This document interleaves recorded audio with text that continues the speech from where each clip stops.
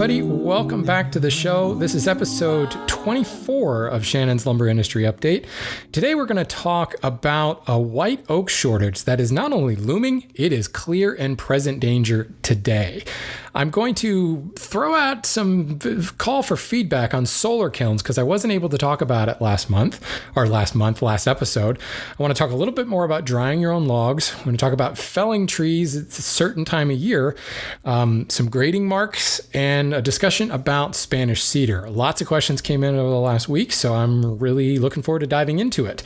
But first things first, I do want to say thank you to the new sponsors of the show who went over to patreon.com/lumber update and threw me a couple of bucks just to say thanks for doing the show and I want to support you. So special thanks to Judith, Robert, and Christopher, who all became $5 or greater patrons this month. Thank you so much, guys.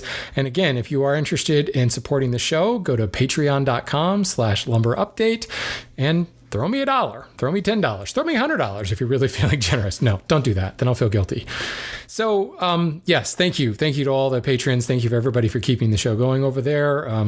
It's very, very much appreciated. So last episode, I talked about drying of lumber, and on the actual website, lumberupdate.com, where all of these episodes are posted, I did throw a paragraph in there saying I didn't get to talk about solar kilns. And that was actually on purpose. But it occurs to me, I didn't say that in the audio recording. So like most people listen to podcasts and they never go to the website. So I've had some questions come up in the interviewing weeks about what about solar kilns? And I wanted to throw out a call for input on this. I did not talk about solar kilns because I have zero experience with them. I have dealt with light bulb kilns, like in drying Windsor parts where you just build a box, put a light bulb in there and throw your steam bent projects in there, steam bent parts, or maybe your spindles in a light bulb box. I've heard about solar kilns. I've seen a lot of articles about constructing solar kilns, but I don't know anybody who's used one. In the commercial sector, obviously we're not using them because they're much smaller scale. And from my perspective, and this is an uninformed perspective, they're not nearly as controllable as, the steam kilns and dehumidification kilns that we use in the commercial sector. I'm sure that's probably not right. I'm sure that someone has built a solar kiln and found a really good way to do a controlled drying on this. So I'm throwing it out to you guys. This is another way to dry your lumber. And for the kind of DIY Sawyer/lumber creator, the solar kiln is probably a viable option. I just know nothing about it. So please, if you have any experience, any knowledge of solar kilns, please write into the show. Go to lumberupdate.com. There's a whole contact form you can fill out there, or you can record a voice memo and email it to me at lumberupdate@gmail.com, or just send me an email at lumberupdate@gmail.com. I really would love to hear from people who have some knowledge, feedback, experience. I'd love experience on using a solar kiln because it's got to be a viable option. And we just didn't talk about it because I don't know anything about it. So let's crowdsource this one. Next, I talked a little bit about how the Commerce Department is going to be investigating moldings and millwork, Chinese molding and millwork, as for tariffs and anti-dumping. Well, actually, they have done that, and it looks like that is going to happen. There is probably going to be a tariff happening there. But Alex wrote in, who had some more informed feedback on anti-dumping. I don't think I was particularly clear on what that is. So I think Alex is an economist. Regardless, he seems to know what he's talking about. So he says, I just listened to your talk about anti-dumping tariffs, and as a part-time econ nerd, okay, I wanted to distinguish dumping from good old-fashioned competition. This is a really key point. I'm so glad you wrote in, Alex. Dumping is what happens when someone uses a government subsidy or some kind of excess capital to sell at a loss to force other firms out of a market. The dumper can then raise prices while retaining the extra market share and rely upon the capital requirements and threat of further dumping to keep the old competition and new competitors out of business. It's an anti-competitive practice that favors whomever is willing to subsidize the most, and it works best in industries with large capital investments. Now, this is different than someone who just has cheaper labor labor or better processes or cheaper access to raw materials that offer a competitive advantage and beat someone on price. This is part of the comparative advantage that makes things cheaper for consumers in the long run and increases the total wealth of both countries in the end. The distinction is easy to make theoretically, but of course, every country publicly disputes who is dumping and how and why. So being skeptical of tariffs and dumping accusations is not a bad idea. Hope this helps, Alex. Alex, I'm really glad you brought that up because I didn't talk about that. And it's one of the reasons we're always talking about anti-dumping in reference to China, because there is a fair amount of government subsidy. But at the same time, the Chinese government will often say, we're not subsidizing them. So yeah, it can be really difficult to say what is anti-dumping and what is just competitive practices. The whole offshore thing happened because of cheaper labor. That was a competitive advantage. Now it's got its own bugaboos that go with it, but that's not anti-dumping. Once somebody comes in and starts subsidizing in order for the in this case, the molding and millwork manufacturer to produce it at a significantly lower price because they're getting money from somewhere else, that's anti-dumping. And that's what we're talking about with this molding and millwork thing. So thanks again, Alex. I always love it when people who have an expert in these little niches throw in their 2 cents. Now, on a totally different kind of lighthearted front, Jay wrote in and brought to my attention an article that the New York City Parks Department are going to be using a new tree font that was designed, designed by artist Katie Holden. She developed a new font that is based on trees, using specific species of trees to represent a letter. So, for instance, the Virginia or the willow, and a picture of the silhouette of a willow is a W. Hawthorn and a silhouette of a hawthorn is H, and maple, etc.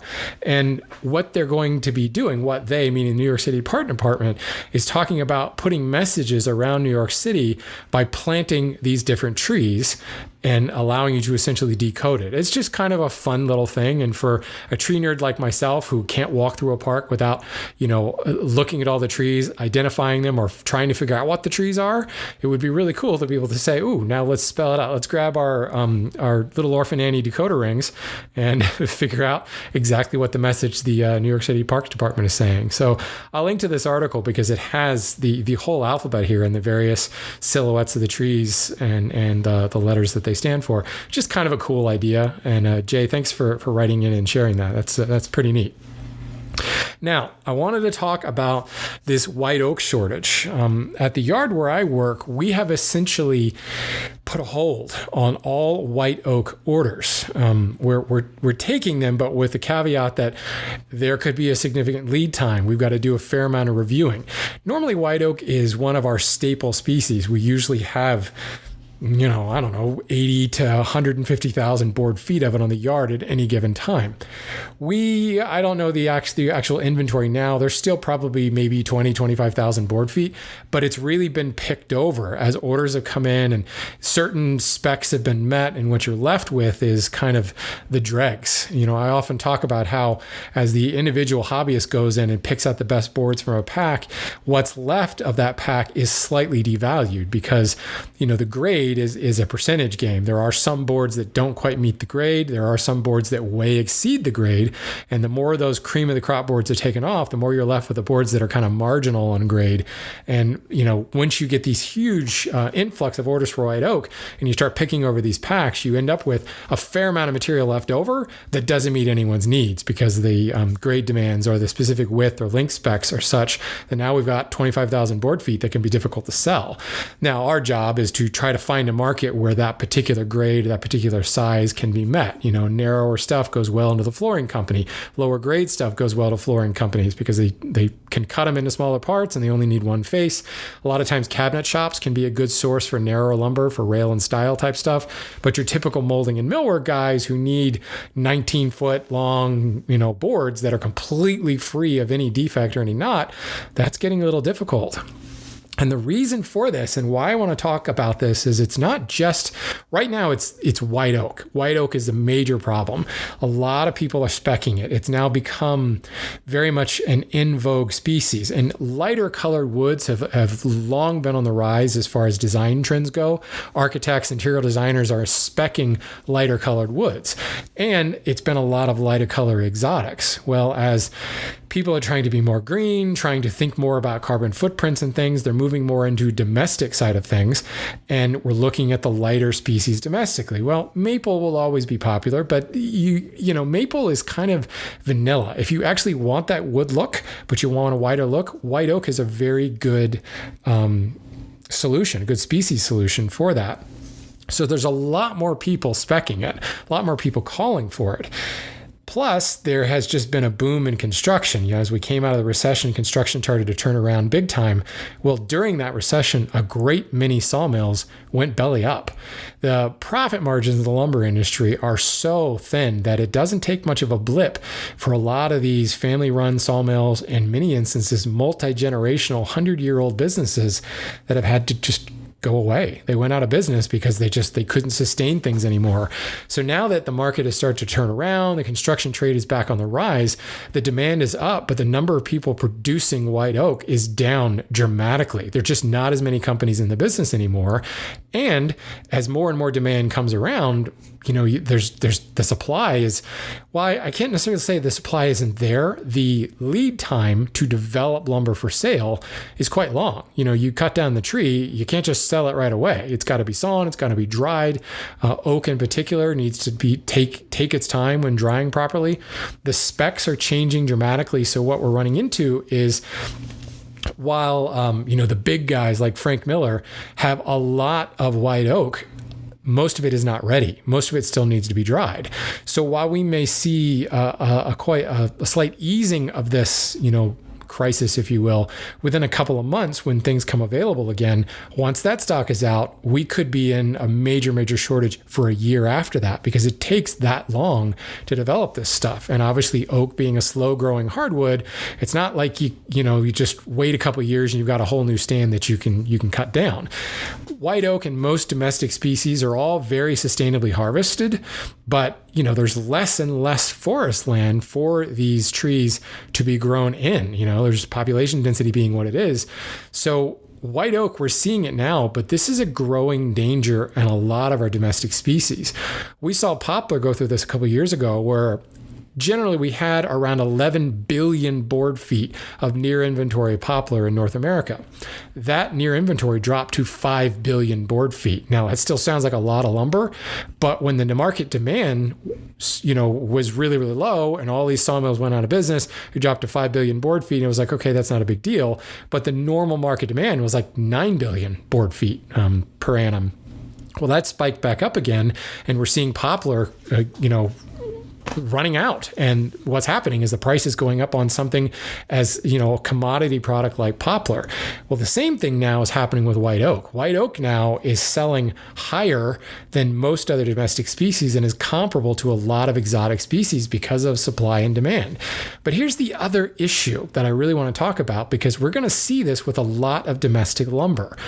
Domestic lumber prices had not climbed any significant percentage since the 1950s.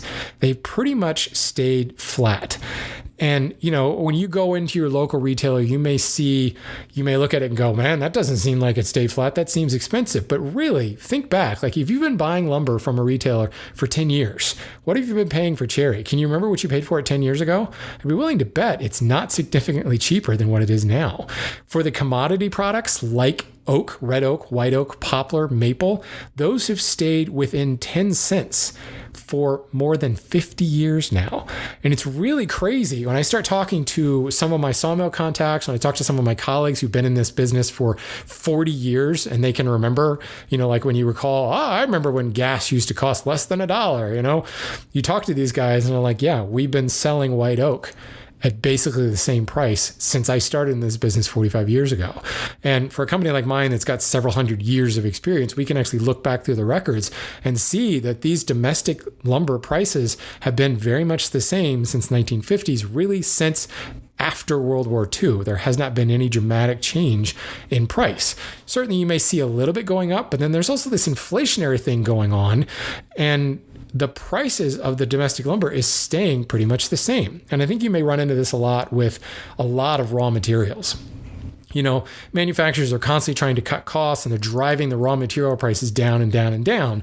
And the price that we, the consumers, see is added on, and all the transformation and all the labor that happens from the raw material to the store shelf, to the finished product. So commodity raw material stuff continues to stay flat, and the inflation that we see on the dollar is being more reflected in the additional transformation downstream. So it's really no wonder that so many sawmills have just gone belly up, because their pricing has not changed, but their cost of being in business has gone up dramatically. The cost of services that they require for all of the stuff, to run their business has gone up dramatically, but their margins have continued to stay the same. And shortages on lumber, just because of greater demand, greater construction, greater population density, has really caused a recipe for disaster. So white oak right now is in a crisis situation with very, very low availability, and the price is starting to spike in order to accommodate that. And, I buy lumber like everybody. I hate to see the price go up, but at the same time, I almost welcome this. We need to see a bit of a correction in the domestic lumber market, or it's going to continue to fly off the shelves, which is going to lead to greater shortages. When you don't have enough inventory to meet the demand, you got to raise your prices. Next time you go to the lumber yard and you're like, man, this sucks that this costs so much, I feel for you. I do. I honestly do. But you also got to think about the long-term future of the lumber industry. You got to think about the long-term availability. More importantly, think about this from an environmental and green perspective. If we don't make this stuff more valuable, no one's going to take care of these forests. No one's going to manage that poplar forest or that white oak forest, because they're going to lose their shirt with all the labor, all the care required to grow a good lumber producing white oak forest, red oak forest, maple forest. And when they see, a margin of a penny on the dollar, people aren't going to do it anymore. And suddenly there's going to be very low availability. And not only will the price be so sky high, you just won't be able to get it. No matter how much money you throw at it, you won't be able to get the lumber. And that is a very clear and present danger. Something we could see, not just in our lifetimes, but within the next decade. So think about that, folks. I realize I work for the lumber industry, and of course I want, the profit margins to go up, but I'm also a woodworker. I also buy lumber, and I'm very concerned when you see the prices staying flat like this. And when you look behind the curtain and you see companies with 180 years in business just folding up one day, legacies shutting down left and right. It is shocking, the number of lumber companies that have gone under. So again, there's my heavily biased soapbox speech there, but it is just something to think about when you buy your lumber. And we're all prone to complain about the cost of what that that cherry, that walnut, or whatever cost you, but there would be a very good reason for that. Pausing for dramatic effect. Okay, moving on to emails. Matthew wrote in, he said, I have my first 3 logs to mill, 2 elm logs and a log that I'm still trying to identify. It might be cherry or something with a similar bark, but I'll be using my own version of an Alaskan mill, and I'll be air drying the lumber as slabs and as boards. I really only have 2 drying options available. I can either leave it outside or put it in my garage attic. What would you recommend? I'm in Utah, so I get all 3 seasons, but in general, it's a desert climate. Would a solar kiln be an option? So again, please, if anybody's got experience with a solar kiln, write in, because I'd love to be able to talk to him. Yes, Matthew, a solar kiln may be an option with a big old butt there, because that's all I can say. I'm sure it could be an option. But here's the thing.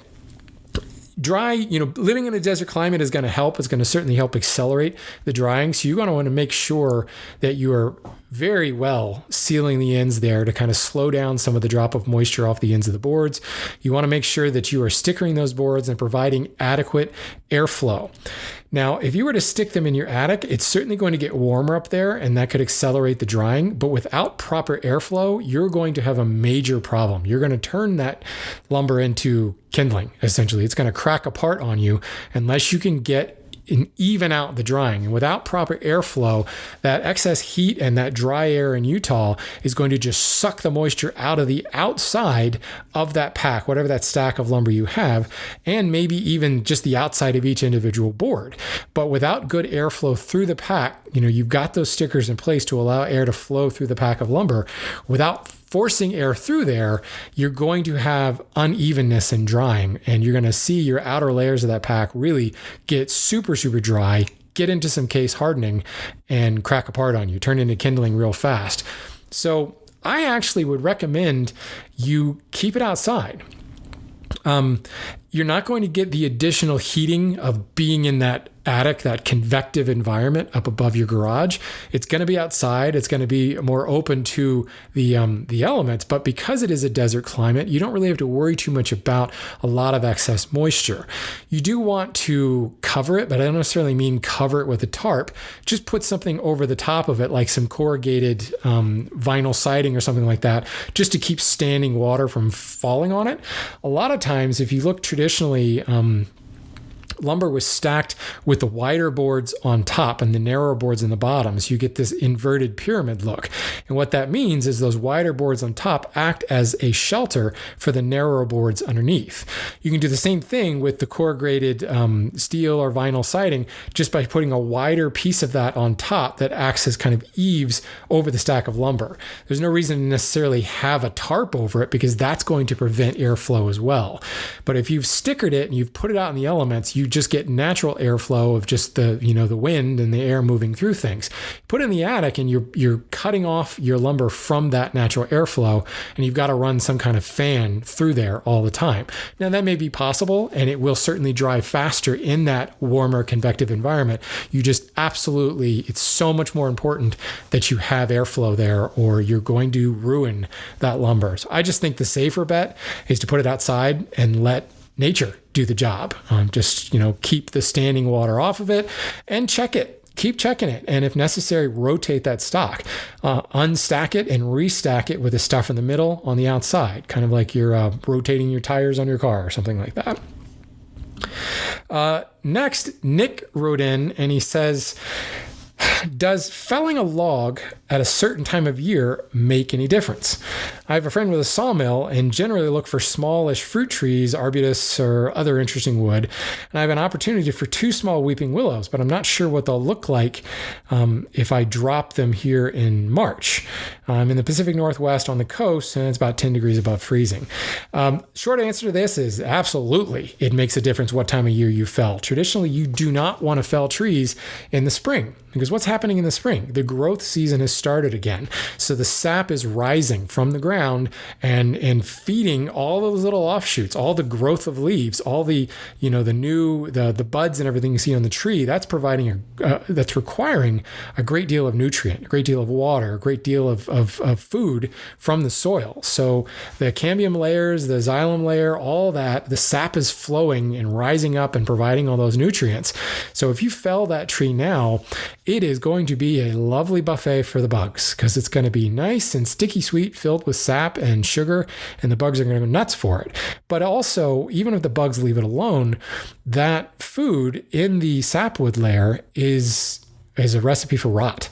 It also can cause color changes in certain species. One, probably the most common species, is holly.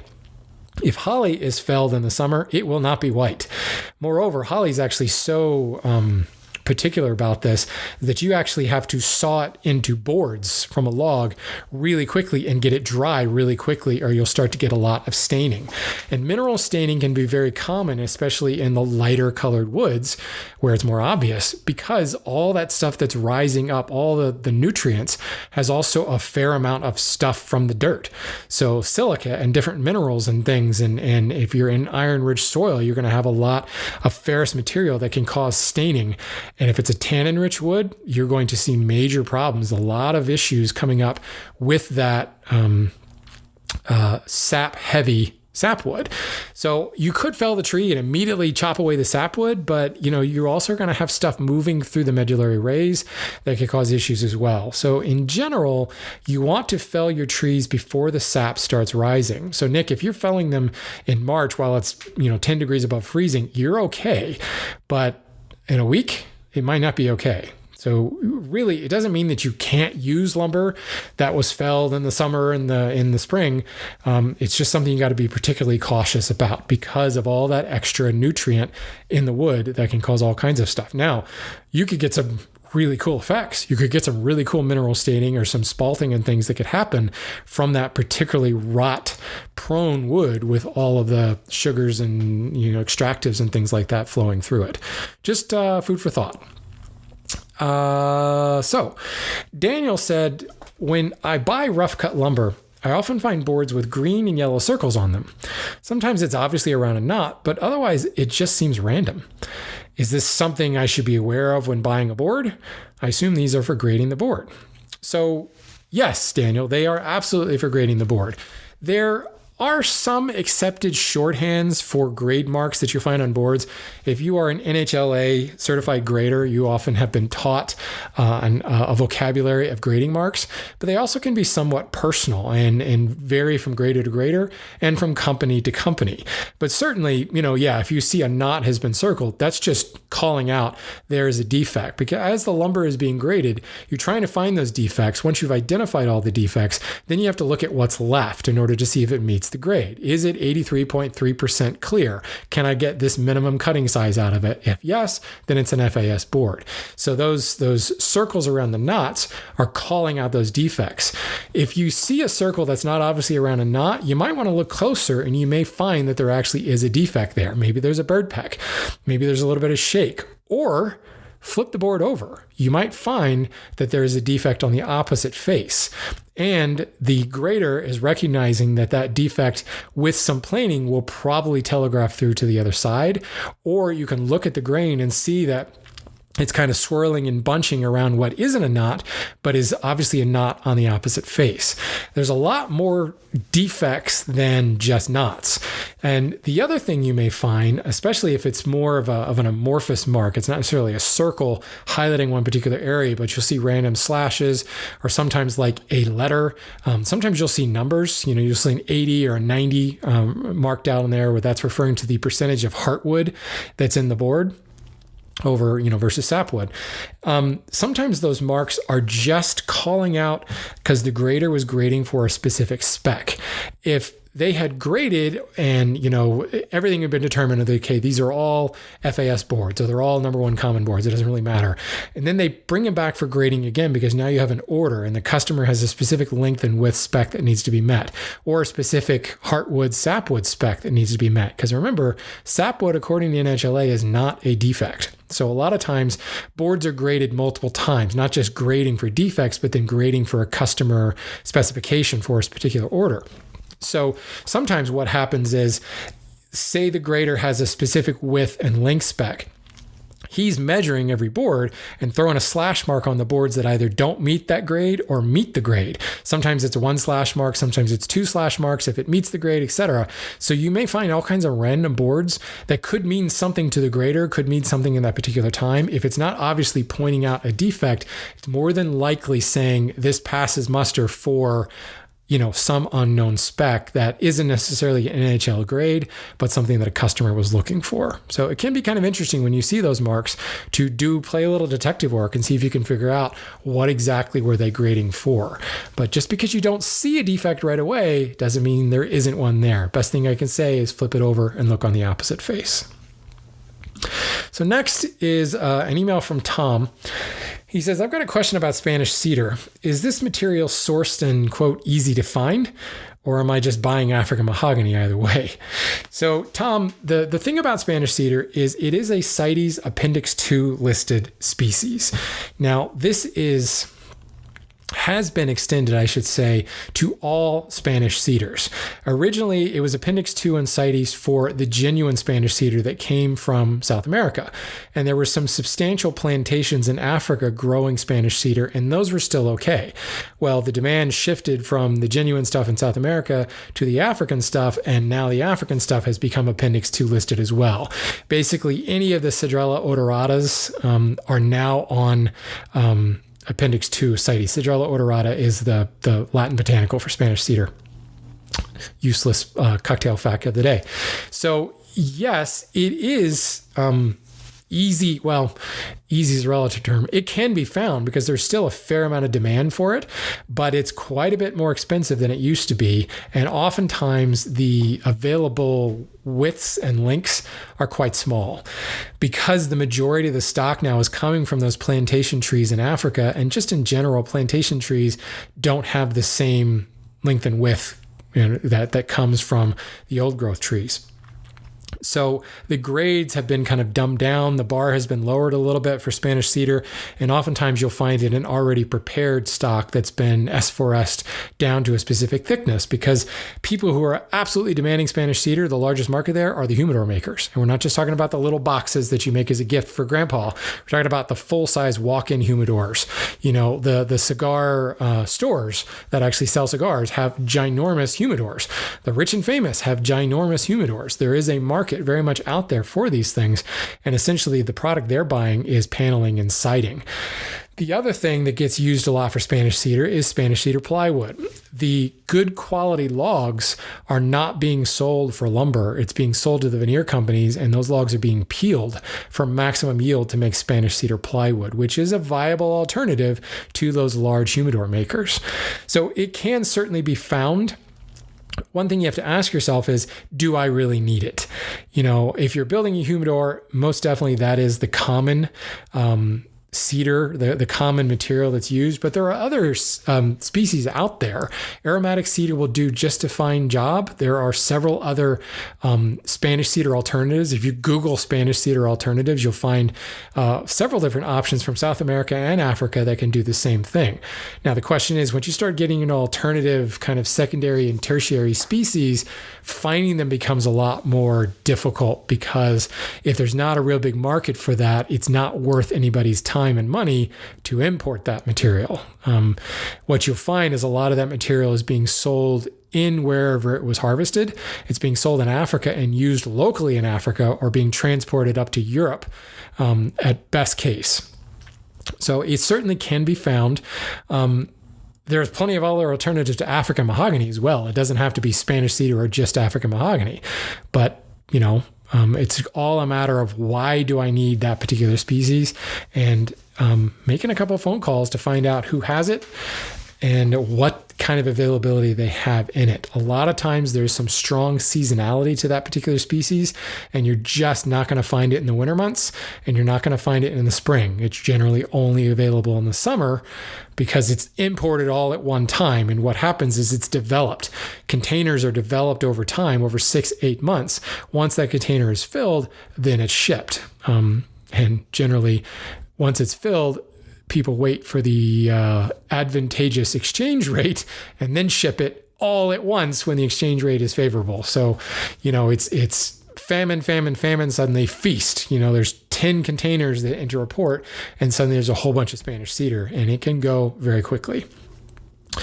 I can't say that that's so much different from a lot of other species, but Spanish cedar, because it does have such a hyper-specific application, you will find that it's kind of a little club. And your best bet is to start, if you're looking at it for a humidor purpose, start looking at humidor cigar aficionado type websites and forums and finding out the manufacturers who make these things. And just like I talked about several episodes ago about alternate ways to source your lumber, it's not always just going to a lumber yard. Find someone who makes humidors and reach out to them and say, look, I'm a small guy, I'm looking for this amount. They may have offcuts. They may have material left, or you may be able to reserve something in their next shipment. That probably is going to be your better alternative for finding Spanish cedar than going to a traditional lumber yard, because the people who actually rely on the product for rely on the species for their product, they are oftentimes importing it directly, or they've got a buying program with an importer of record. So that material comes in, doesn't even stop at the yard, and it goes straight to their manufacturer. Hope that helps, Tom. And I think that's all I've got for this week, guys. I've got a bunch of other questions, but I think we'll call it quits for this episode for now, because we've covered a wide variety. So again, if you have questions, please email them to me. Go to lumberupdate.com. Go to the contact form, the ask a question, whatever I call that button. You can fill out the form there and submit your question, or just email me at lumberupdate@gmail.com. Love to hear your questions. I've got some great ones still in the hopper, but I can always use more. And again, if you want to support the show, please go over to Patreon, patreon.com/lumberupdate, and become a sponsor of the show. You can also find me at Lumber Update on Instagram. I generally will let people know when new episodes come up, and I try to post some things going on around the lumberyard there as well. So thanks for listening, everybody, and go buy some lumber.